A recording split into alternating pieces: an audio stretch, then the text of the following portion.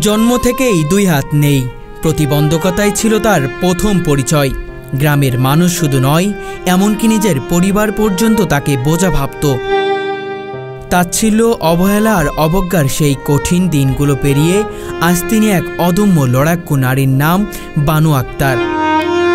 তিনি প্রমাণ করেছেন প্রতিবন্ধকতা শরীরে নয়, মানসিকতায়।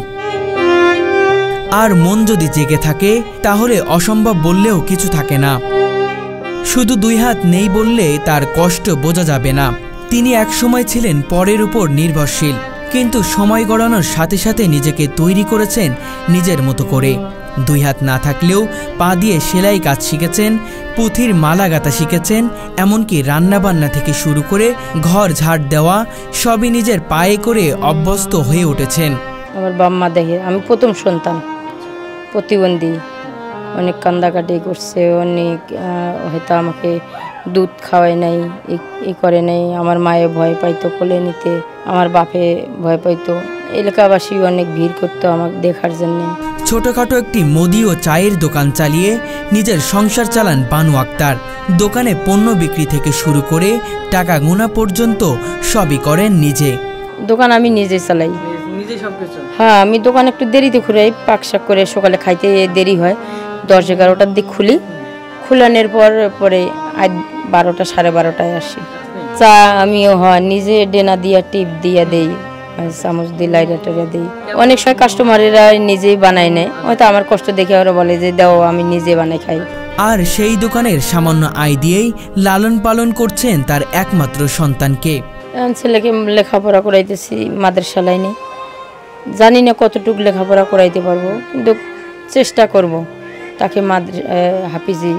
আজ যাকে একটা সময় সবাই বোঝা ভাবত, সেই বানু আজ একটি পরিবার পরিচালনা করছেন নিজ হাতে নয়, বরং নিজের পায়ে ভর দিয়েই। তবে তার জীবনের সবচেয়ে হৃদয় বিদারক অধ্যায় শুরু হয় ভালোবাসার মানুষকে বিশ্বাস করে।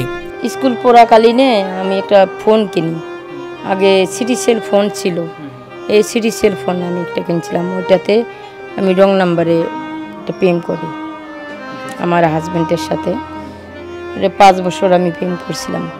হ্যাঁ, উনি জানতো, পরে জানতো। আগে কথা বলছি, পরে আমি বলছি যে আমি প্রতিবন্ধী। পরে জানার পরেও কথাবার্তা বলছি। ওর কলেজে আমি যাতায়াত করতাম, দেখা করতাম। খোরশেদ আলম নামের এক যুবকের সঙ্গে দীর্ঘ 5 বছরের প্রেম, তারপর বিয়ে। আমার আব্বা একদিন জানতে পায়, আমার আব্বা বিয়া দিব না, প্রতিবন্ধী মেয়ে, মানুষ সংসার করে খাবে না, হয়তো তোমাকে দিয়ে ব্যবহার করবে, এগুলো আব্বা বলা বলি করতো। প্রেম করলে আর যা হয় আর কি, বাপ মা যা বলে বলুক, আমার তো ওই প্রেমের ভূত মাথায় ধরছে, এটাই খেলতেছে। সম্পর্কের শুরুতে খোরশেদ ছিলেন একজন গরিব ছাত্র। বানু নিজের ভিক্ষার টাকা, গার্মেন্টসের সামান্য আয় দিয়ে তার পড়াশোনা চালিয়ে যান। স্বপ্ন ছিল ভালো একটা চাকরি হবে, সংসার হবে সুখের। অনেক গরিব নিম্ন পরিবারের লোক আছে, তারা ছেলেকেও লেখাপড়া করাইতে পারে না। আমি স্বামীকে লেখাপড়া করাইলাম, এত পরিশ্রম করাইলাম। একটা লোকের পিছে লেখাপড়া যে করছে উনি জানে যে লেখাপড়া করাইলে কত টাকা খরচ হয়। আমি একদিন ভিক্ষাও করছিলাম তার জন্যে। 2 বছর ভিক্ষা করে তাকে লেখাপড়া করাইছি। আমার ফ্যামিলিগত, তার ফ্যামিলিগত কেউ জানতো না। অবশেষে খোরশেদ আলম শিক্ষা জীবন শেষ করে সাংস্কৃতিক মন্ত্রণালয়ে একটি চাকরি পান কম্পিউটার অপারেটর হিসেবে, তাও আবার বানু আক্তারের কারণে। তখন আমি ভাবলাম তা আসলেই তো আমি যেহেতু প্রতিবন্ধী, তার একটা যদি চাকরি বাকরি হয় তাহলে সুন্দরভাবে সংসারটা চলবো, আমি বসে থাকবো, বাসায় পাকশাক করবো, এটা ভাবতাম। পরে আমিও চেষ্টা করে এলাম যে কিভাবে তাকে চাকরিটা নিয়ে দেওয়া যায়। আমার তো কোনো লোকজন নেই। পরে আমাদের প্রতিবন্ধী সংস্থা আছে, সেখানে আমি প্রতিবন্ধী ভাইদেরকে বললাম।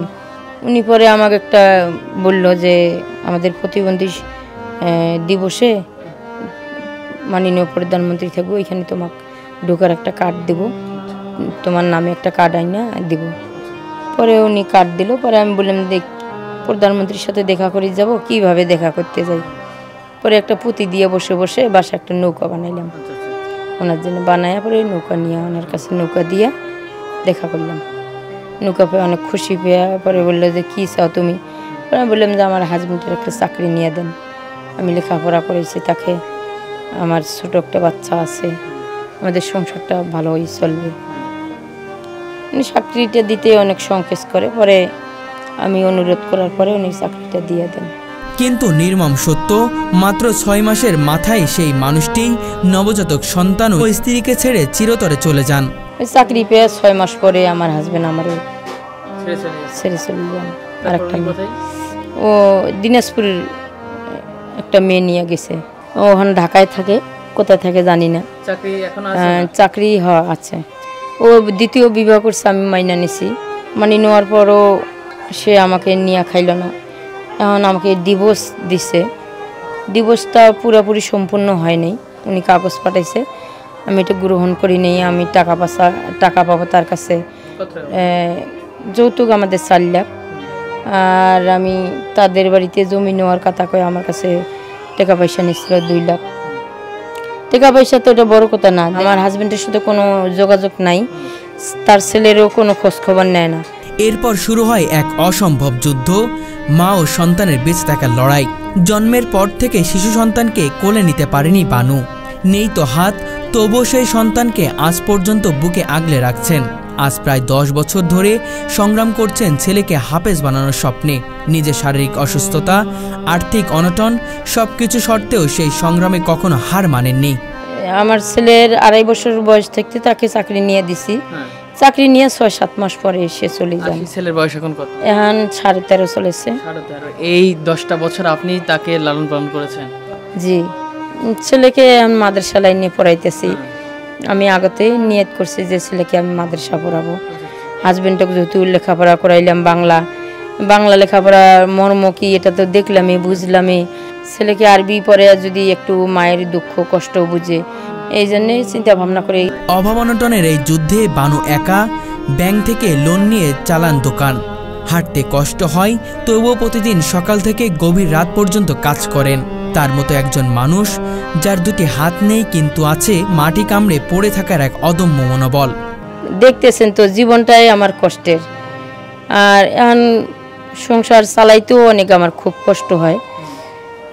একটা কৃষি ব্যাংক থেকে লোন নিছি 1,20,000 টাকা দিয়ে। লোন নিয়ে দোকানে এই মালটুকু আমি উঠাইছি। কিস্তি দিতে, বাসা বাড়ি খাওয়া খরচ, আর দোকানে মালপাতি উঠাইতে অনেক কষ্টই হয়। খোলার লেখাপড়া খরচ, ভরণ পোশাক, এই খুবই একটা কষ্টের দিক দিয়ে আছি। আজ বানু আক্তারের জীবন কাদায় আমাদের বিবেককে। একজন নারী যিনি ভালোবেসে নিজেকে উৎসর্গ করেছেন স্বামীর ভবিষ্যতের জন্য। সেই নারী আজ অসহায়, নিজের জীবন তিলে তিলে নিঃশেষ করে দেওয়া সেই নারীকে সমাজ কি দিয়েছে? কিছুই না, শুধু একাকিত্ব, অবহেলা আর বেঁচে থাকার এক নির্মম বাস্তবতা। আমার তো এখন শেষের দিকে অবস্থা, আমার বয়স অর্ধেক হয়ে গেছে। আমি তো কোথাও কোনো সুযোগ সুবিধা পাইলাম না। এখন আমি চাচ্ছি যে আমার ছেলের লেখাপড়াটা ভালো যদি হয়, কেউ যদি ভালোভাবে আমাকে এটা দিয়ে একটু সহযোগিতা করতো, হেল্প করতো, তাহলে আমি একটু পাইতাম, সুস্থি পাইতাম। আমরা যখন হাত পা থাকার পরেও কষ্টের কথা বলি, তখন বানুর মতো মানুষ আমাদের চোখে আঙুল দিয়ে দেখিয়ে দেন জীবন মানে শুধু শ্বাস নেওয়া নয়, জীবন মানে প্রতিটি মুহূর্তে দাঁতে দাঁত চেপে লড়াই করে যাওয়ার নাম। আমি কোথাও আমার ভবিষ্যৎ পাল্টিল না, কোথাও আমি একটা ন্যায় বিচারও পাইলাম না, কিচ্ছু পাইলাম না। আমার ভাগ্যটা এত খারাপ, তা এটা আপনার বলে বোঝাতে পারবো না। আবার আমার আরও একটা সমস্যা আছে, যে আমার পিঠেতে পাথর হয়েছে। এটা আমার অপারেশনের জন্য অনেক টাকা লাগবে। ডাক্তার বলছে আমি প্রতিবন্ধী, আমার হয়তো একটা পাশ ছোট থাকতে পারে, আইসিইউ হাসপাতাল লাগবে।